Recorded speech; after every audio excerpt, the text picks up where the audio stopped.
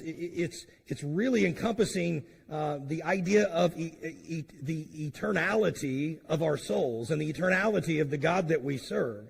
And we forget that sometimes because we get stuck in the here and now. Now, here's why this is important. By the way, this is a Psalm of Moses. We don't hear too many things from him, but he's the one that wrote this particular psalm. And he wrote it, most likely, most people agree, in the idea of the children of Israel when they're wandering in the wilderness.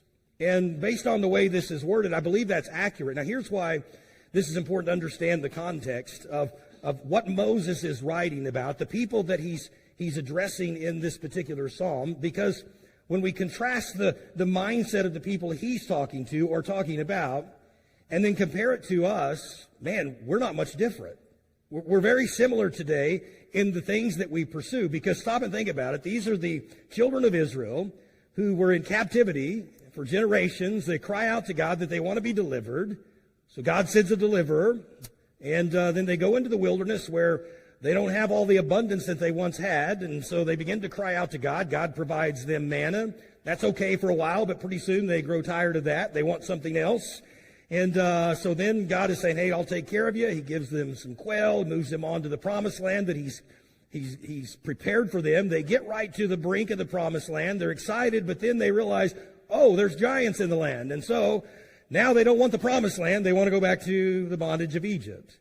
And we are just like that sometimes. We think we want this until maybe we don't want this. And then we want something else. It's kind of whatever comes up in the moment. In other words, I think so often we get consumed with the here and now that we forget about eternity. We forget about the long term. And the result is we spend so much of our time focused on just what satisfies us right now that we wake up one day and we realize the biblical truth that James talked about when he said this, what is your life? It is even a vapor that appeareth for a little time and then vanisheth away. Kind of a sobering thought, and this is a sobering, somewhat somber psalm this morning. But in it, Moses is reminding the people of God, who, by the way, were in the situation they were in because they had rebelled against God, because they were only focused on the right here, the moment. And when we read through this, my goal is this, that we will find some truths to be good stewards of the days that God has given to us. They squandered theirs. And if we can learn from them, maybe we won't squander what God has given to us.